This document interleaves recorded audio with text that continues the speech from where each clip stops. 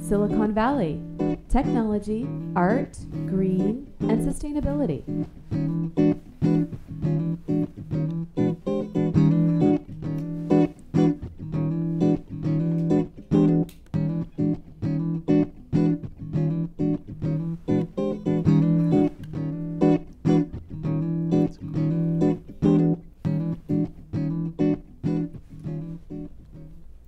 Welcome to another episode of Silicon Valley Tech, Art, Green, and Sustainability. Today I'm very honored to have a guest with me who's been doing great artwork in the Bay Area and beyond for a long time. I think we probably met maybe a dozen years ago at one of your events in Lafayette Street, I think that you had with the Chamber. Sure. Sonya Paz, welcome. Hi, thank you, Heather, for having me today. Yeah, again, I'm really excited that you're here. I've been following your work for a very long time, and I love all your stuff that you do, and we'll be getting into that in a minute. Can you tell the audience a little bit about you? Share us your, where you're from, or history, schooling, whatever you'd like to share. Sure. Well, I'm definitely a homegrown San Jose girl. So born and raised in the Bay Area, went to high school here, raised my children here, and I'm still here. How many children do you have? I have two. They're in their 20s, and do they have the art streak like you too? My older son is a musician, so he plays guitar and he plays keyboard and is learning other instruments. And my younger son definitely has an artistic flavor. He likes to do everything from car graphics to just comics and things like that. So did you go to formal training, or did you just teach yourself? My background came from graphic design. So back in the olden days, when cut and paste was actually cut and paste. Paste up and cut, yeah. So, but with that, and working in the Bay Area for companies like Apple, Claris, Microsoft, and Adobe, the transition from old school graphics turned into, desktop publishing. And in the 90s, I got really, I don't want to say tired, but I missed the tactile. I missed painting and creating, so I started painting again after putting it down for several years, and started painting what I really love, and that's cubistic style, the cubism style with modern American pop art flair. And maybe we can get a close-up of the one behind you, which is just, I don't know if we can get a close-up of this right now, but it is just beautiful. I love the purple hair, and it's a teapot, yeah? Right. This is called Pouring Myself into My Day. So it's, I like to create from a play on words and have a bit of experience. A few years ago, I had to stop drinking caffeinated coffee. So I've had like 3 cups today. I know it's bad. I feel like I need another one still. And it just was taking a toll on my system. So I was worried that if I stopped drinking coffee, that my creativity would be lost. But in fact, I ended up feeling so much better that it inspired a whole decaf series. So this would be one of many. Series? That's so cute.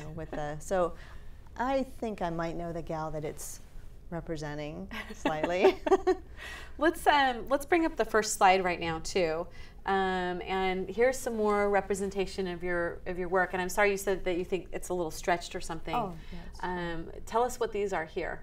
Well, the first artwork there is called Kingdom of Rhythm and Blues, and the dog in this artwork is modeled by my own dog, Sammy, who is cute. I call her my mini muse.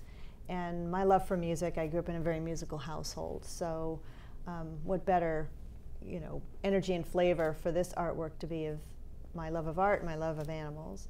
And the second artwork, this was actually created for, I think this one was for Castlemont School that's in Campbell, and it is represented for their school specifically, and it hangs in, there's a reproduction of the artwork that hangs in their new multimedia center on site there. So that's your colors. I'm going to pull that down now. The colors are just, I mean, they're just so cheery and happy. And how can you not be happy looking at some of your paintings? I know. But tell us a little bit more about your artwork and how you decided to do what you're doing.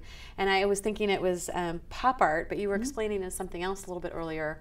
Tell us about it. Well, there's the Picasso Cubism style, and just mixing and melding different colors and shapes. So that my work in the earlier, or the later portion of the 90s, earlier of 2000, is probably more cubistic.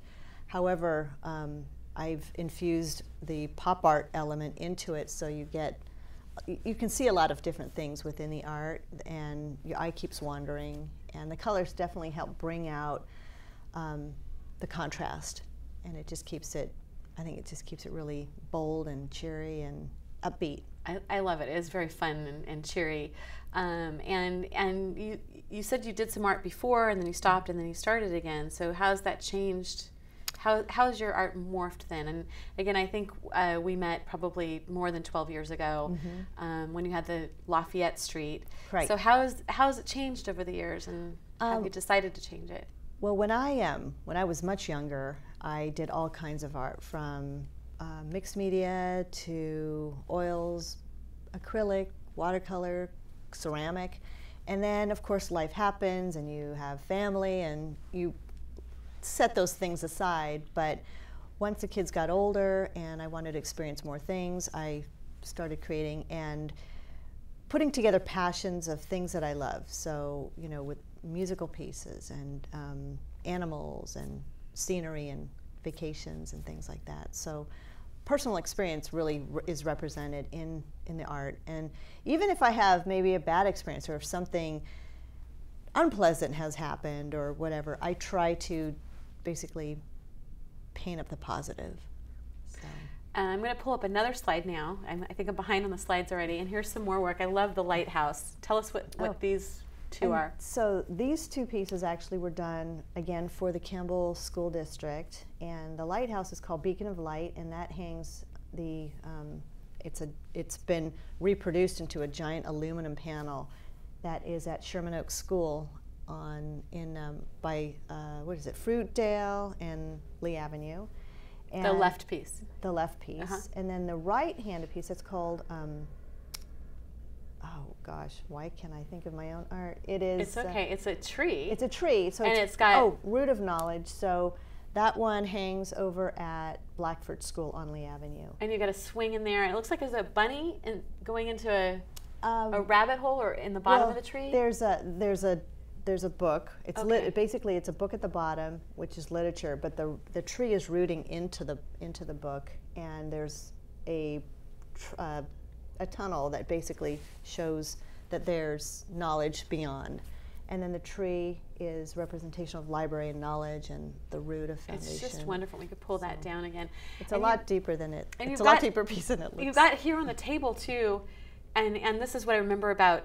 So you had Lafayette, and how long did you have Lafayette? I was at Lafayette Street. That was my first out of the home and it was studio. Huge. It was big. It was we had expanded 3 times. And were you sharing with other people there, or? No, it was. I had enough work to keep myself busy to manage my own self-represented studio. And then you moved to Campbell.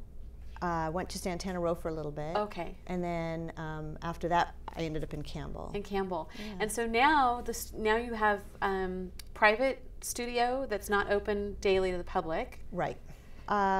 There's great experience within the whole Campbell studio and the gallery, and it was a great space. But having to be there 48 hours a day, 10 days a week, it took a toll on a lot of things, especially being creative. So I decided to, after my lease was up, to move to a private studio with Warehouse. Now I'm holding a piece up here, and what I love about your artwork too is you have so many different sizes, shapes, and items that you do. And I guess we'll talk about the marketing of your stuff in a little bit. Sure. But this is just so adorable, and I don't know if I'm gonna grab another one here.